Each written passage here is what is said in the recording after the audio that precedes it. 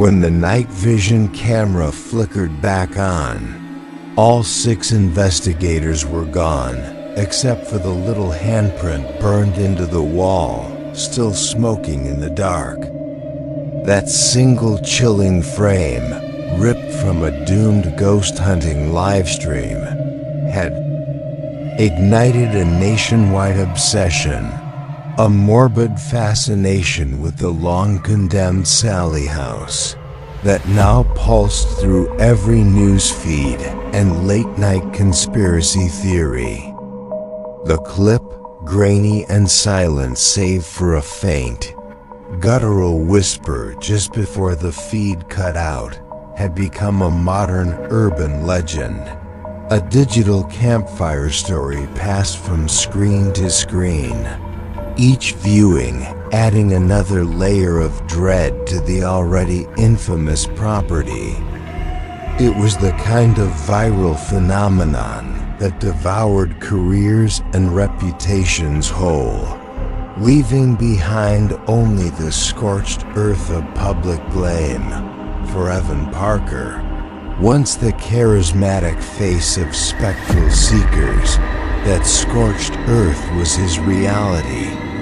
The catastrophe had been laid squarely at his feet, the internet's unforgiving jury declaring him responsible for the disappearance of his entire crew, including his co-host and former protege.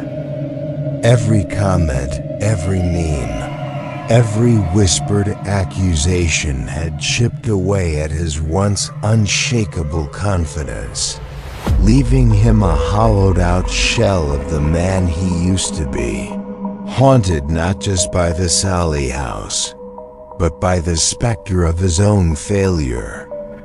He'd tried to disappear, to outrun the infamy, but the house, it seemed, had a way of pulling its victims back, a magnetic force of malevolence that refused to let go. The weight of that blame, a crushing, invisible burden, had festered within him for months, turning his nights into a replay of that final horrifying broadcast.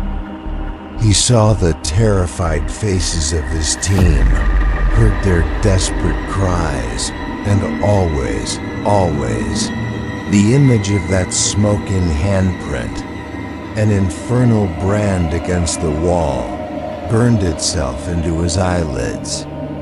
Redemption, he knew, wouldn't come from apologies or explanations. It would only come from confronting the source of his torment, from walking back into the very maw that had swallowed his career and his friends. This wasn't just about clearing his name. It was about reclaiming the fragments of his shattered soul, a desperate gamble against an unseen enemy. And so the decision was made, a quiet, desperate vow whispered into the empty air of his lonely apartment. He would return. This time, there would be no flashy production, no eager sponsors, no live audience clamoring for jump scares. This was a bare-bones crew, a skeletal team of 3, driven by their own demons and desperate hopes. Their only audience would be the shadows themselves, the ancient, watching eyes of the house, and perhaps the lingering spirits of those who had vanished within its walls. The stakes were impossibly high, the odds stacked against them, but for Evan, it was the only path forward, the last chance to find peace, or perhaps to join the lost. The journey to Atchison, Kansas in the crisp, unforgiving air of October 2025 felt less like a pilgrimage and more like a slow descent into a waking nightmare. The landscape, once vibrant with summer life, was now stripped bare, the tree's skeletal fingers clawing at a bruised sky. Each mile marker seemed to pull them deeper into a pocket of forgotten time, a place where the veil between worlds felt impossibly thin.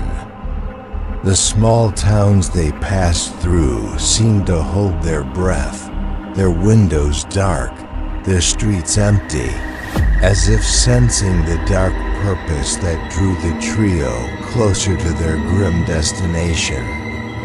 It was a journey steeped in a pervasive sense of foreboding. A silent warning whispered on the wind dot as they finally approached the outskirts of Atchison. The air grew heavy, thick with an unspoken dread. The town itself seemed to shrink away from the infamous landmark, its residents casting wary glances at their vehicle, their faces etched with a mixture of fear and pity. Evan felt a knot tighten in his stomach, a familiar chill that had nothing to do with the autumn air.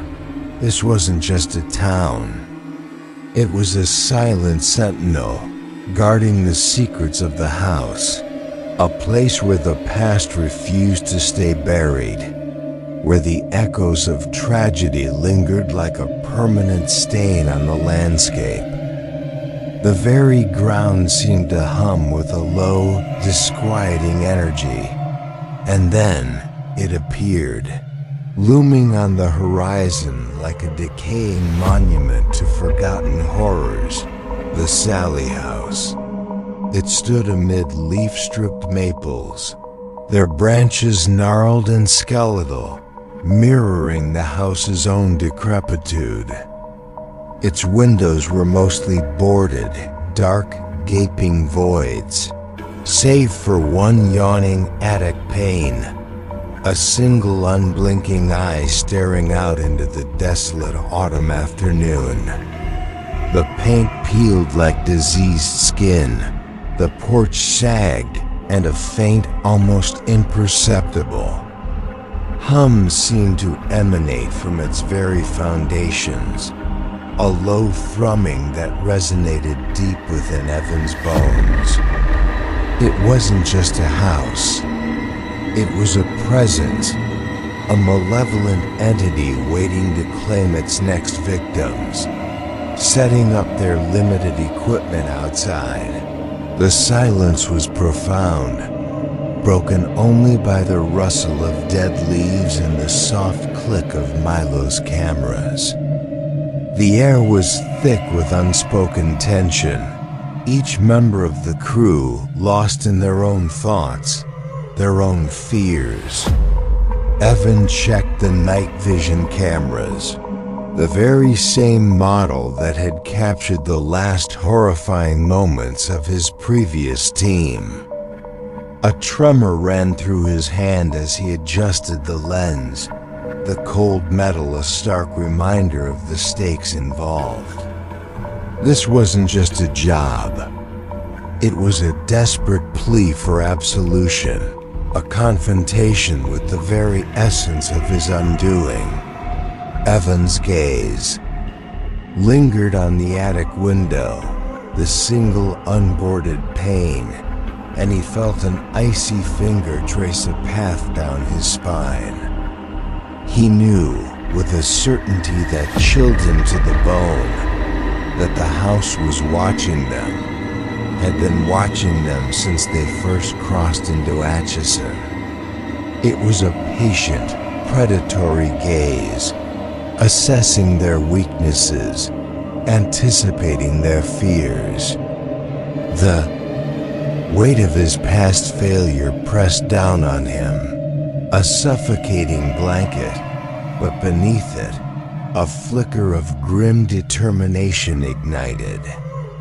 He had walked away once, but this time, he wouldn't leave until he had answers, or until the house claimed him as The last rays of the sun bled from the sky, painting the house in hues of bruised purple and ominous red. Evan took a deep breath. The audience of shadows was gathering, he thought, a chilling realization that settled deep in his gut. There was no turning back now. The Sallie House, a monument to despair and unanswered questions, awaited.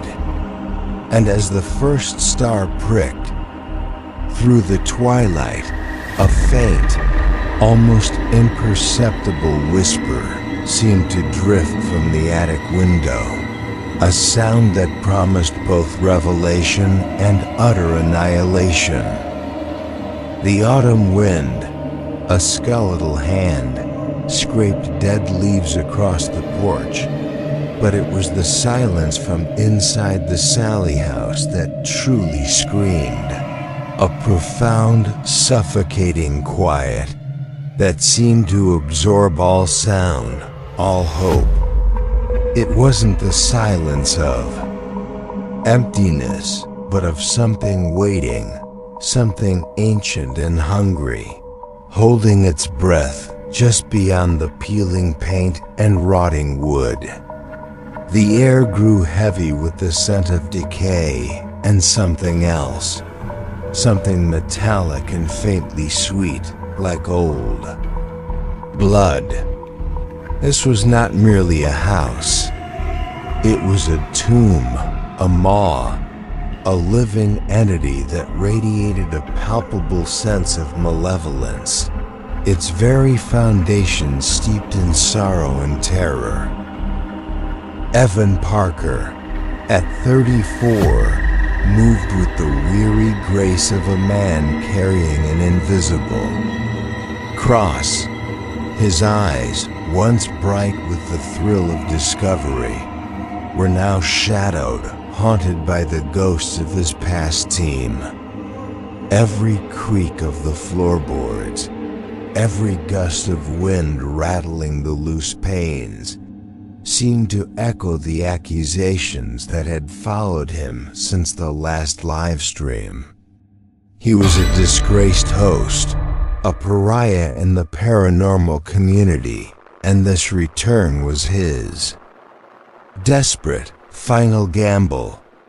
He clutched the worn strap of his camera bag, the familiar weight, a small comfort against the overwhelming dread that clung to him like a shroud. Just one more time, he muttered to himself, a mantra of desperate hope and grim resolve. He felt the house watching him, its single-boarded attic window like a cyclopean eye, following his every move.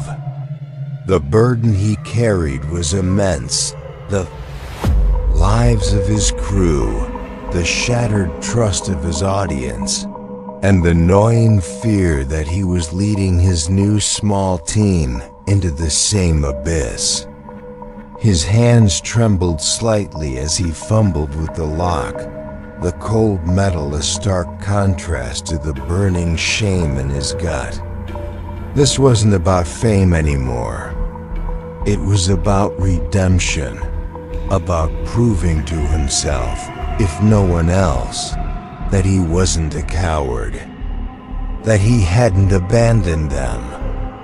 The air inside the house was stagnant, cold, and tasted of dust and despair. Dr. Lena Ortiz, 42, stepped through the threshold with a quiet, analytical gaze, her trauma psychologist's mind already dissecting the subtle shifts in atmosphere, the unspoken anxieties of her companions. She carried a sleek tablet, its screen glowing faintly, ready to document every physiological response, every flicker of fear in their eyes. Her purpose was clear: to document the mental toll of hauntings for a new medical study, to bridge the terrifying gap between the supernatural and the psychological. She was a woman of science, but even her rigorous training couldn't fully prepare her for the oppressive weight of the Sallie House, a place that seemed to defy all logic. Lena's observations were meticulous, her notes filled with clinical detachment. Yet beneath her professional facade, a tremor of unease began to stir. She watched Evan, noting the subtle twitches, the forced calm in his voice, the way his eyes darted into every shadow. She listened to Milo's hushed whispers, his desperate hope for contact. "The human mind is remarkably resilient," she murmured. More to herself than to them, but even resilience has its breaking point. The house, she realized, wasn't just a location for her study. It was an active participant, a malevolent force intent on dismantling the very sanity she sought to understand. Milo Jefferson, 29, was a whirlwind of focused energy, his tech guru fingers already connecting wires, calibrating sensors, and setting up an array of sophisticated equipment. But beneath the professional efficiency lay a raw, unyielding grief. His sister had been on that doomed live stream, one of the 6 who vanished, and Milo was obsessed with finding proof of an afterlife, not for scientific validation, but for a desperate, personal reunion. His VR goggles, a constant companion, hung around his neck, a portal to the past, and perhaps to a future he desperately hoped to alter. His eyes, though fixed on his screens, held a distant, haunted look, a reflection of the loss that fueled his every action. Milo's personal vendetta was a silent, simmering fire that burned beneath his calm exterior. He didn't just want answers. He wanted his sister back, or at least a sign, a whisper, anything to confirm her continued existence. He believed the house held the key, that by fully immersing himself, by stripping away all pretense and protection, he could break through the veil. He adjusted a thermal camera, its lens sweeping the cold, empty rooms. "She's here," he whispered, his voice barely audible. "I know she is, and I'm going to find her." His conviction, though born of grief, was a dangerous wild card in their already precarious mission. The dynamic between the three was a fragile tapestry woven from shared purpose and unspoken tensions. Evan, burdened by leadership and past failure. Lena, the detached observer struggling with her own growing unease. And Milo, driven by a grief so profound it bordered on obsession. They moved through the decaying rooms, a silent procession, each step echoing in the oppressive quiet. The house seemed to press in on them, its walls breathing, its shadows lengthening, as if anticipating their every move, savoring their growing fear. It was a psychological battleground, and they had just stepped onto the field. The Sallie House itself was more than just a setting. It was a character, a malevolent entity with a distinct personality. Its presence was palpable, a cold, suffocating weight that settled on their chests. The air grew colder in certain spots. The shadows seemed to deepen and writhe, and a faint, almost imperceptible hum vibrated through the floorboards. It felt alive, ancient, and utterly hostile, a predator in architectural form, patiently waiting for its prey to succumb to its insidious influence.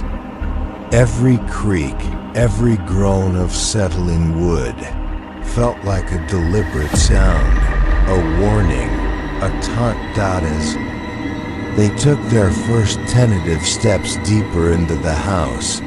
A profound sense of dread washed over them, a collective realization that they had crossed a threshold from which there might be no return. The silence inside was not peaceful.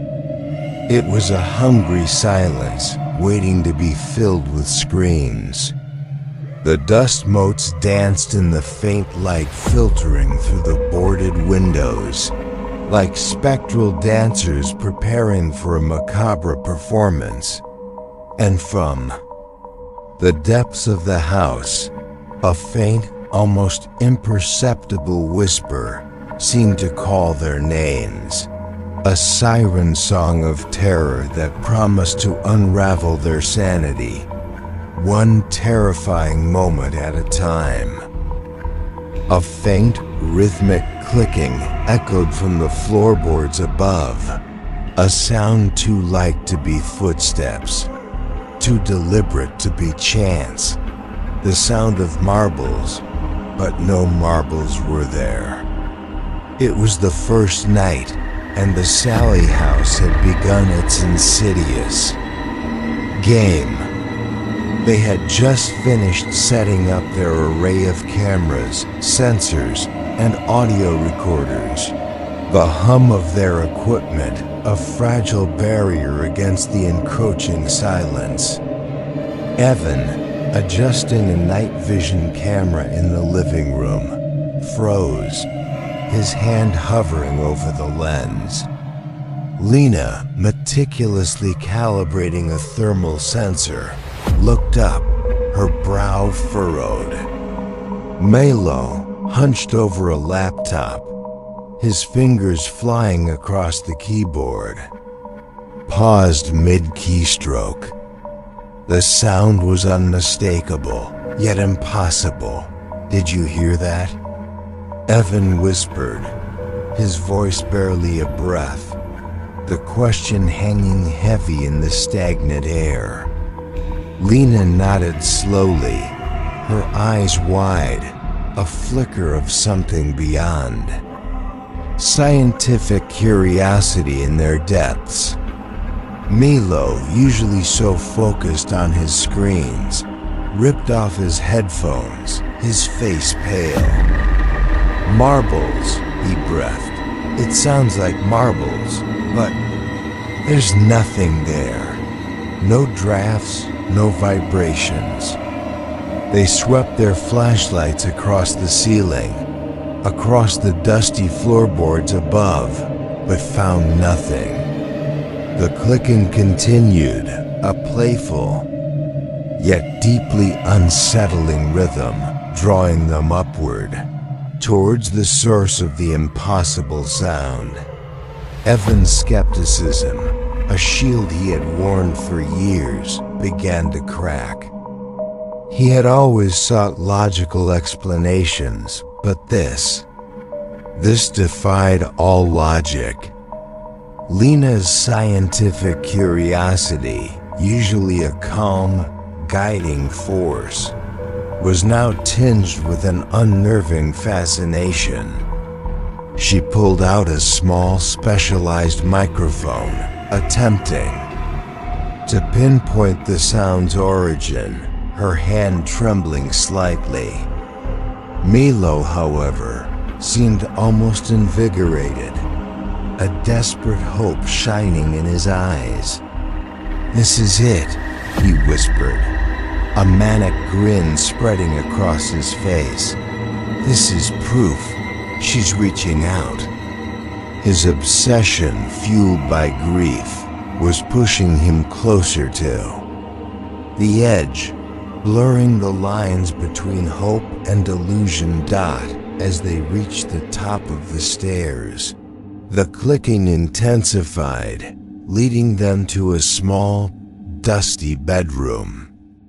And then, a fleeting glimpse, a barefoot child apparition, translucent and shimmering, darting across the doorway, her form barely perceptible against the gloom. She was gone as quickly as she appeared, leaving behind only the lingering scent of something sweet, like old roses and dust. Evan gasped. Lena stumbled back, her tablet clattering to the floor, and Milo, for the first time, looked truly terrified, his desperate hope momentarily eclipsed by the raw, primal fear of the unknown. The phantom girl had made her presence known.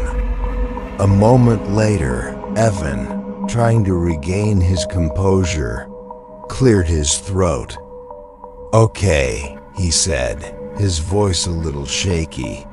"Let's stick to the plan. We need to document everything." "Lena, did you get anything on thermal?" Lena, still visibly shaken, nodded, picking up her tablet. "A cold spot," she managed. "A rapid drop in temperature, impossible for natural air currents." Milo, still staring at the empty doorway, murmured, "Sallie, is that you?"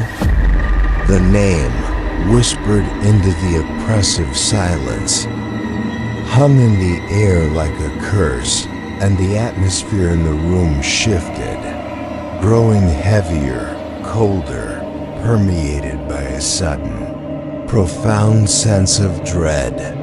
The temperature plummeted further, and a towering silhouette materialized behind Milo, its form a shifting, void of deeper darkness against the already dim light. It was the shadow midwife, her presence radiating an ancient, suffocating malevolence. She carried scorched forceps, their tips glowing faintly with an internal heat, and a faint smell of ozone filled the air. Milo gasped, frozen in terror, unable to move. Lena screamed, a raw, primal sound, and Evan, reacting on instinct, shoved Milo forward, away from the looming figure.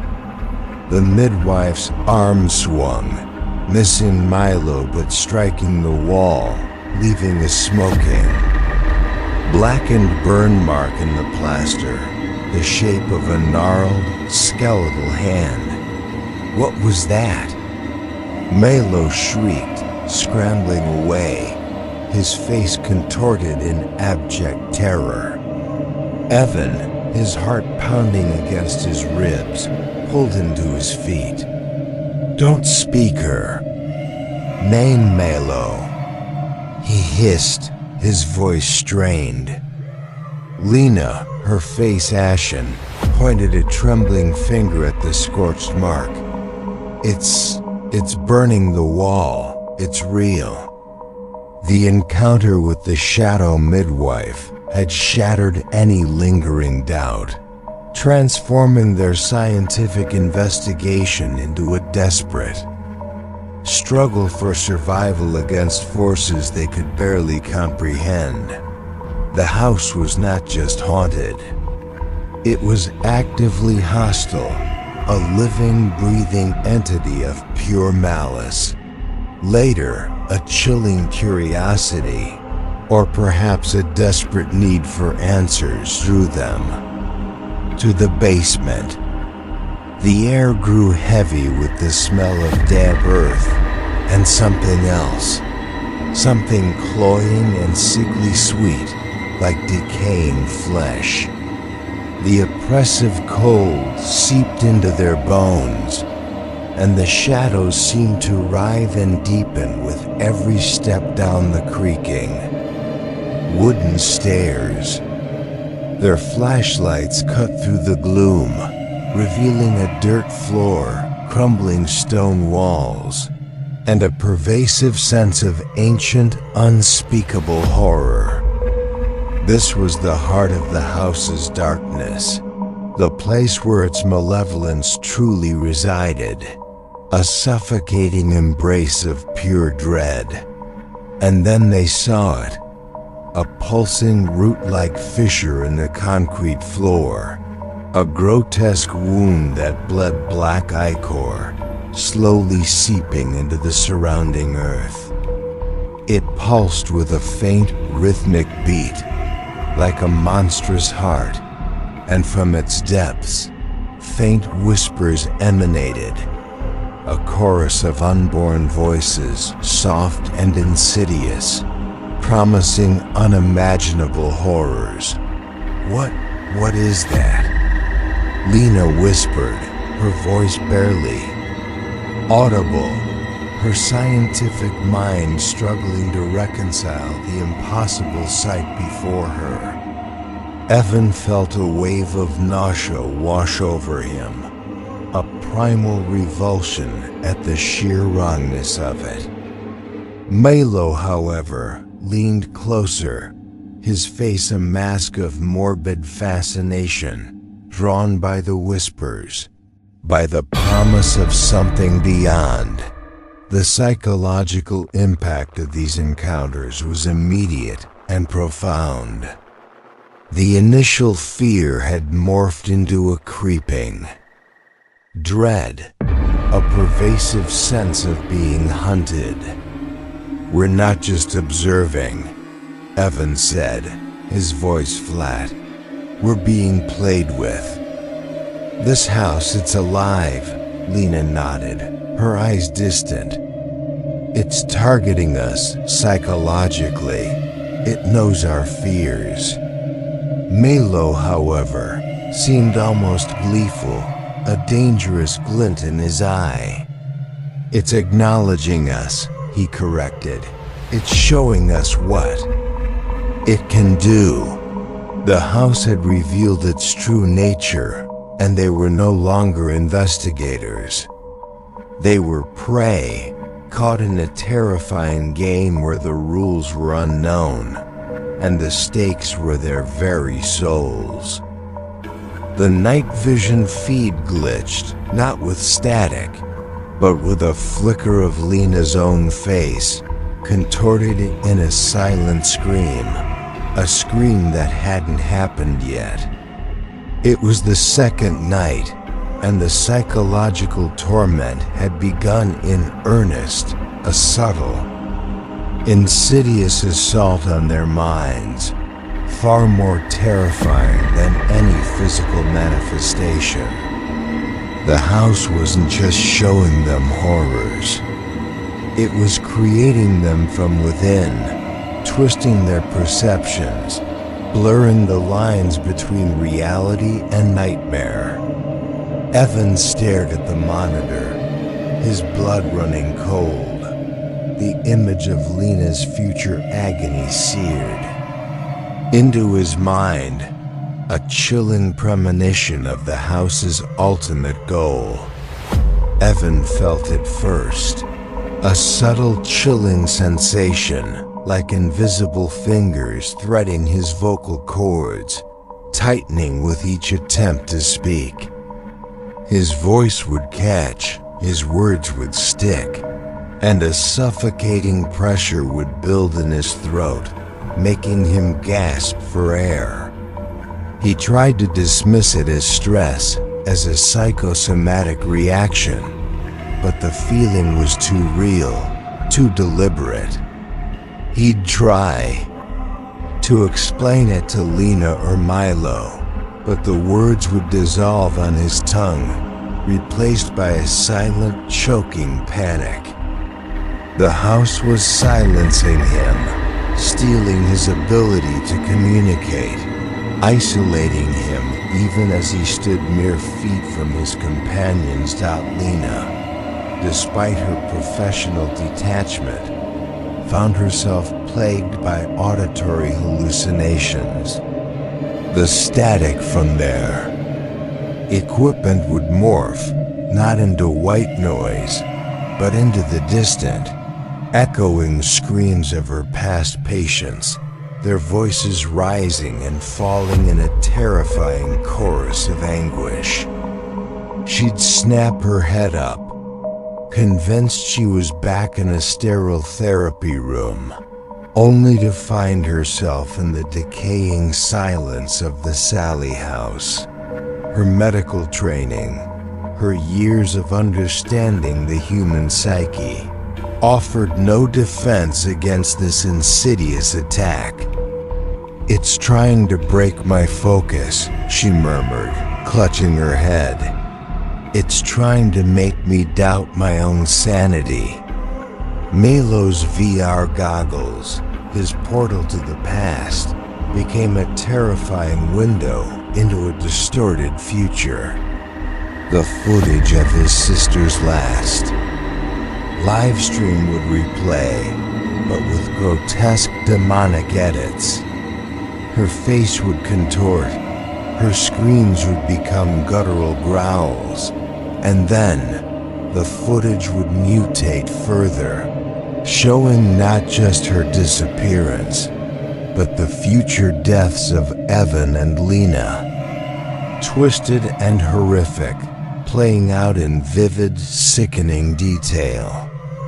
He would rip the goggles off, gasping for air, only to find the images burned into his retinas, a constant, horrifying prophecy that fueled his growing desperation and paranoia. The memory bleed began subtly, a faint blurring of past events, then escalated into full-blown nightmares that invaded their waking hours. Evan found himself reliving the moment his previous team vanished, but with demonic edits, their faces contorted into grotesque masks, their pleas for help replaced by mocking laughter. His own inaction magnified into a monstrous betrayal. He would wake in a cold sweat, the lines between memory and nightmare irrevocably blurred, questioning every decision he had ever made, every failure he had ever experienced. The house was twisting his past into a weapon, turning his own guilt against him. Lena experienced her own version of the memory bleed, reliving moments of professional failure, of patients she couldn't save, their faces appearing in the shadows, their accusations echoing in the whispers of the house. She saw herself making critical errors, her calm demeanor replaced by a panicked incompetence, her expertise dissolving into self-doubt. "It's feeding on our regrets," she whispered, tears streaming down her face. "It's making us relive our worst moments over and over." The house was eroding their confidence, their very sense of self, turning their own minds into instruments of torture, the most terrifying psychological attack, however, was the isolation within company. They would be together, talking, moving, through a room, when suddenly, one of them would experience a time slip. Evan would find himself alone in a silent, desolate room, hours seeming to stretch into an eternity. The house pressing in on him, whispering his name. He would scream, search frantically, only to blink and find Lena and Milo standing right there, looking at him with concern.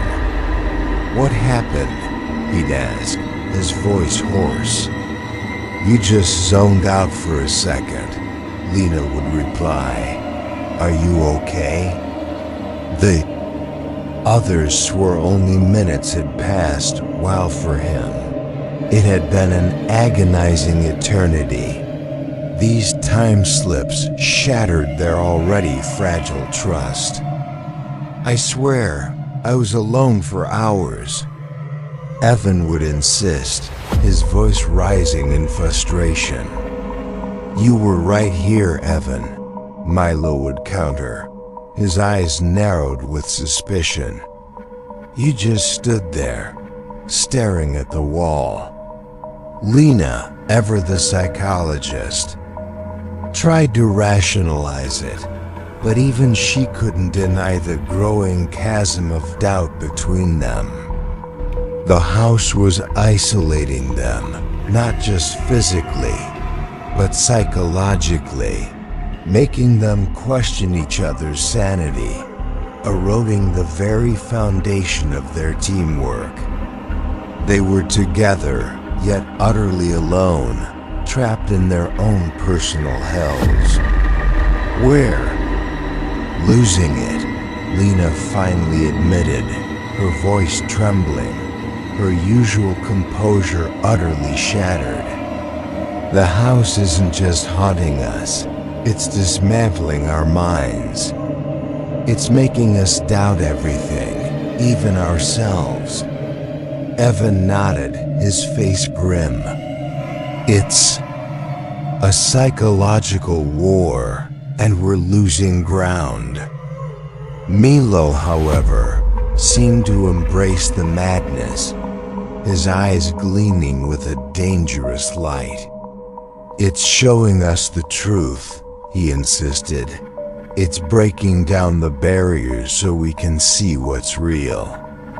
His words, once a source of hope, now sounded like a chilling prophecy, a descent into an abyss from which there might be no return.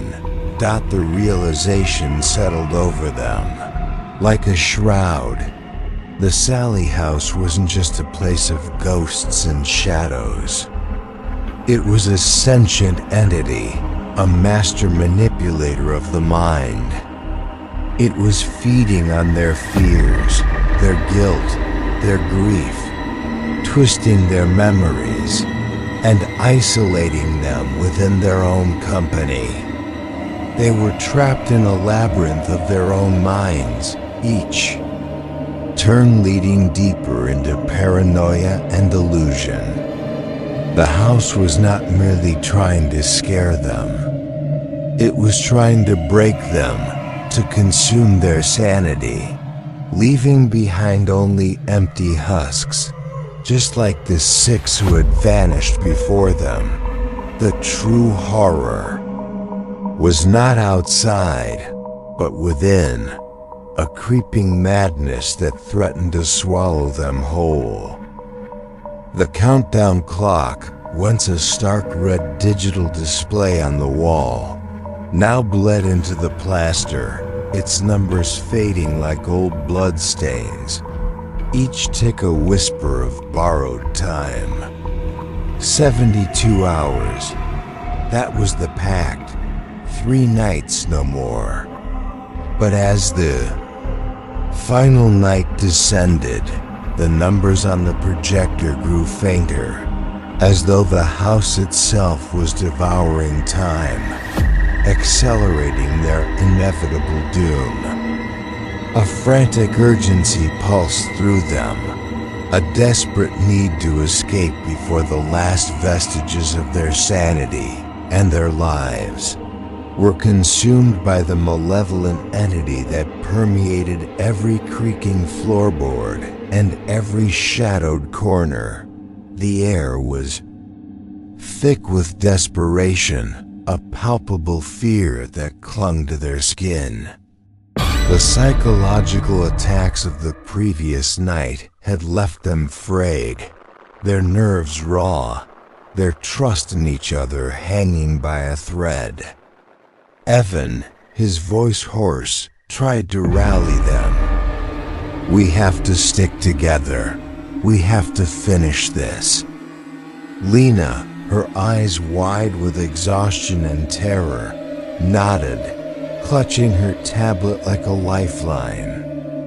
Milo, however, was distant, his gaze fixed on some unseen point, a dangerous glint in his eyes. His obsession with his sister had mutated into a chilling conviction. Total immersion was the key, the only way to truly break through and free her. Spirit. Unbeknownst to Evan and Lena, Milo had already begun his silent betrayal. While they were distracted by the escalating psychological assaults, he had systematically sabotaged the protective salt lines they had painstakingly laid around their base camp. He believed the salt, meant to ward off evil, was actually a barrier, preventing his sister's spirit from fully manifesting, from truly communicating with him.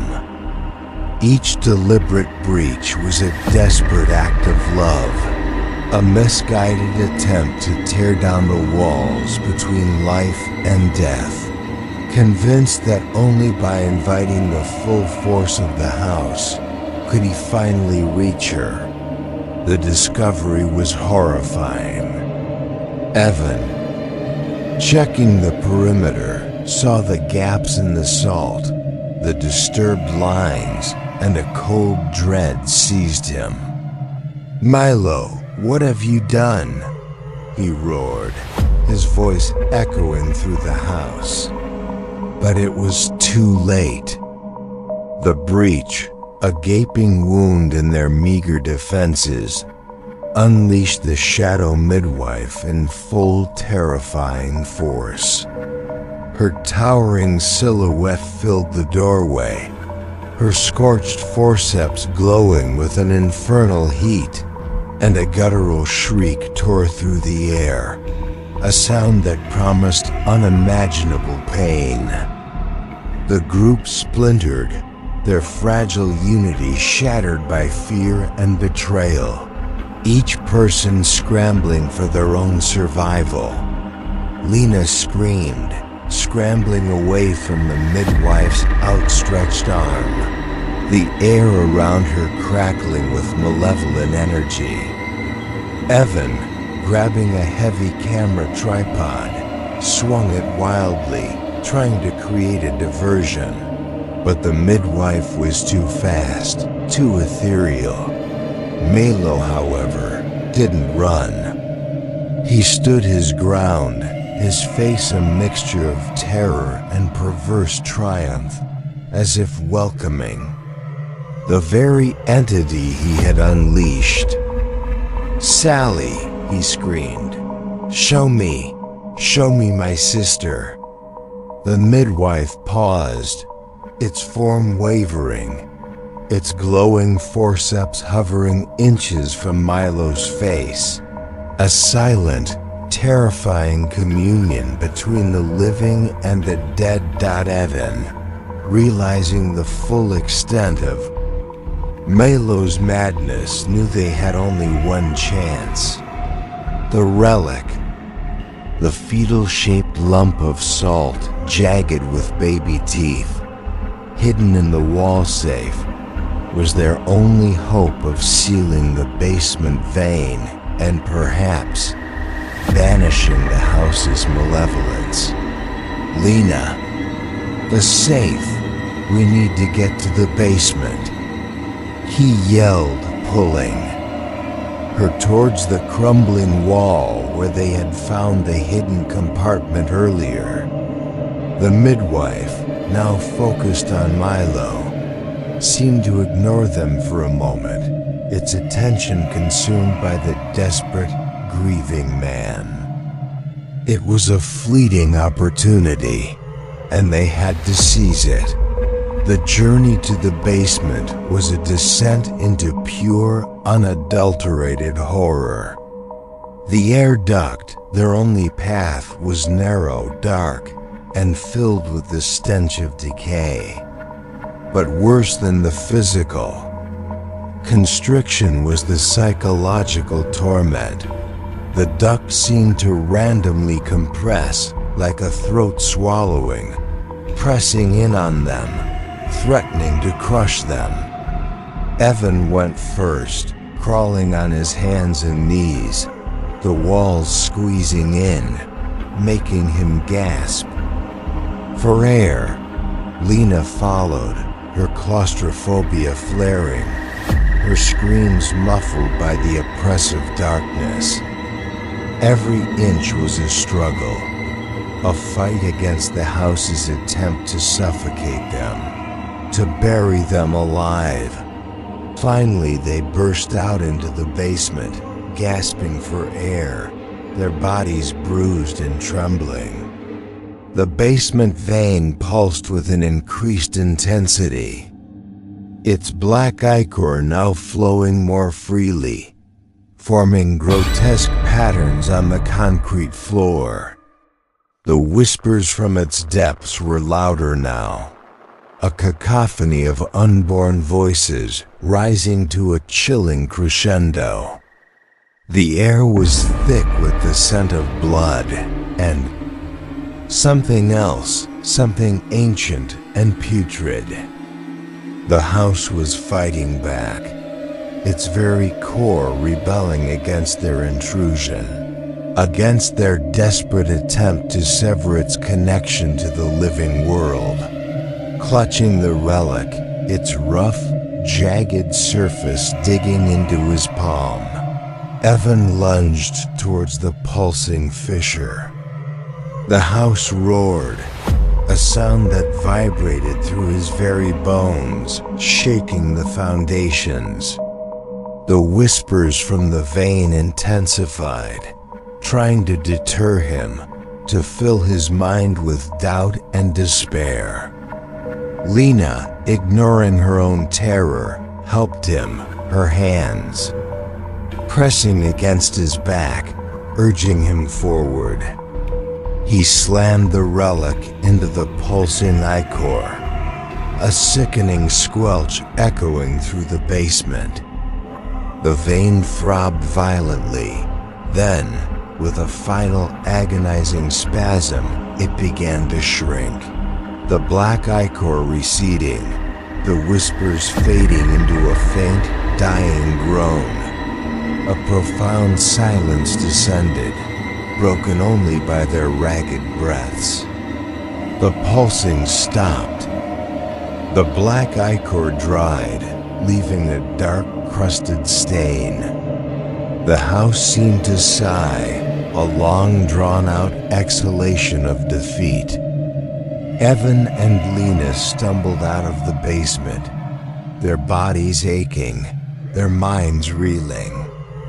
They didn't know if they had truly sealed the vein, if the house was truly vanquished or merely dormant. They found Milo slumped against a wall, his eyes vacant, a faint, almost imperceptible burn mark on his cheek. They had survived for now, but the Sallie house had left its indelible mark, a haunting scar that would forever whisper of the horrors they had witnessed, and the chilling possibility that some things, once awakened, can never truly be put to rest.